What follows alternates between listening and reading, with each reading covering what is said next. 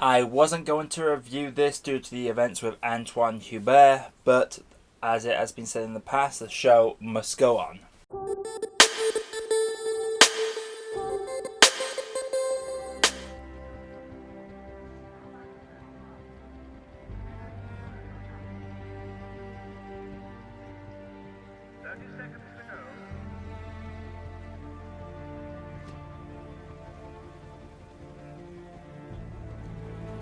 Hello there, people of YouTube, and welcome to the Spikehead Podcast, where today we're doing another throwback review, where I'll be looking at Rush, directed by Ron Howard and starring Daniel Brhul, Chris Hemsworth, Olivia Wilde, and Alexandra Maria Lara. And this film is about the rivalry between James Hunt and Nikki Lauda in the mid-70s in Formula One, which back then people were dying every single year, and this is probably one of the most infamous rivalries in Formula One, and it focuses mainly on the 76 season, which covers Lauda's accident and the 1-point finish at the end of the road.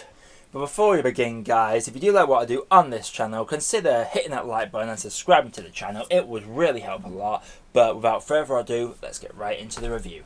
So I'll start off by getting some positives here. The dynamic between Lauda and Hunt is brilliant. These two polarizing personalities, James Hunt, the guy that goes around sleeping with a lot of women, drinking all the time, partying all the time, and Nikki Lauda, the consummate professional who overanalyzes everything and looks at everything by statistics and numbers. Two dynamic polarizing personalities, and neither one of them is given more screen time than the other. They are both portrayed equally. You can't even say one's a supporting role. These are both the main characters in this film.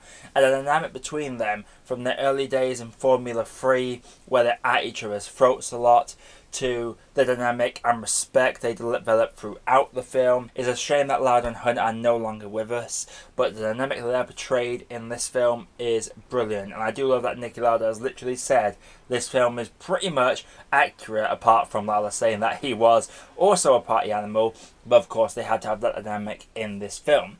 I also love that the mentalities they go into within this film, how James Hunt, he gets a thrill about just cheating death every time he gets in that car, whereas Nikki Lauda, he's one of those where he knows the risk, but he's prepared to die for it because he just loves the sport so much. Honestly, these two characters are absolutely fantastic. The race sequences are brilliant. I don't know how they did this. I love to look at the behind the scenes for this film, because I always assumed that a lot of it was like CGI cars, but no, they legit got old collectible cars from these collectors, strapped little cameras all over the car, so 90% of the time you are literally seeing these cars in motion. You can appreciate the speed that these cars are going at, all the G's that these cars are doing.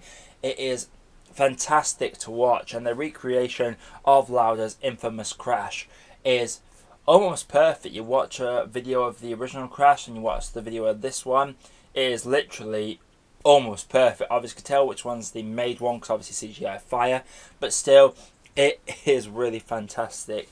I also like that this film didn't bonk itself down to non-stop motor racing though. This is my favourite sports film of all time, mainly because they focused on the characters away from the track. James' alcohol abuse and womanizing, it's a problem. It's like an itch he has to scratch. This scene on the plane after a certain life event with his wife, when he's looking at himself in the mirror, Chris Hemsworth, man, he is such a good actor. But it's weird that he was literally on Avengers right before shooting this, then lost a hell of a lot of weight just to be able to play this lanky James Hunt character. And he is charismatic as hell, James Hunt. This was the Thor charisma that we got way back before we got into Thor Ragnarok or to Infinity War. Like, we got charismatic Thor in Rush. That's literally what we got.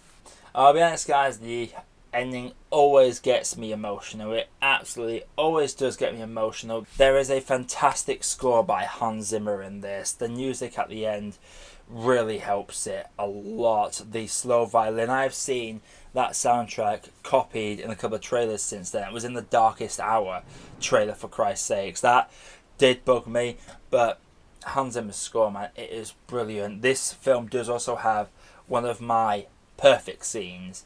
The scene at the start of the Japanese Grand Prix where it's raining, it's all slow motion. It's one of those scenes where I think from the cinematography, the sound design, the direction, the characters' interaction all blends together to make a perfect scene. James looking at Nikki, Nikki looking back, both of them nodding at each other full of respect. It is arguably one of my favourite scenes in the last decade when it comes to cinema, and I'm sad that this film is not talked about a lot more because it is brilliant. But getting into some negatives, guys, I will say, besides the main two characters, the other characters are not that memorable. You have James Hunt's wife and Nikki Lauda's wife. Nikki Lauda's wife feels like she needs to have a bigger part in this because she deals with the turmoil of Nikki Lauda going through that near life-ending accident. But I don't remember any of the other characters' names. There's Lord Hesketh, who's really good for the first half, like this really fancy, big, rich dude that's just creating teams. He's really good, but a lot of the other side characters, there's just not a whole lot about him. They downplay Clay Regazzoni as well. Apparently, in real life, Clay recommended Nikki to Ferrari. But in this one, Nikki's just an absolute douche to Regazzoni. And I feel like some of those elements need to be missed. Also, the one bit that is suspension of disbelief a little bit is the reporter saying to Nikki Lauda that you think your wife will like you with your face like that, which is true, that did happen, but then James Hunt decides to take matters into his own hands a little afterwards, and while it is not confirmed that did really happen, the real Nikki Lauda did say that he wouldn't put it past James Hunt to do that if he was there. So that's by the by, but I will say that is probably one of the strangest bits of the film. Everything else feels real throughout, and there's just this one bit that definitely feels more Hollywood to show James Hunt does have respect for Nikki and he will never judge him for it. And the bit after the crash and the races leading up to the final race, it is a little rushed. And if you look at the race calendar of the series as well, some of the races are a bit out of order, but I guess Hollywood had to do that to get more of a narrative going within the film. But overall, guys, Rush is a fantastic little film. Probably one of the best films of the decade. Honestly, I can't wait to do a list of best films of the decade come the end of this year. Probably going to have to make that list about 50 films long.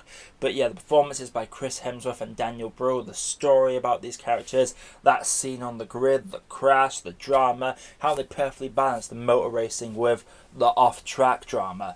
I felt this film is probably Ron Howard's best film. I will honestly say that. Hans Zimmer does a fantastic score in this, and Rush, while honestly a lot of the side characters are forgettable and there's some elements of real life that feel a bit taken for granted in this film, I will still say that Rush is a great cup of tea.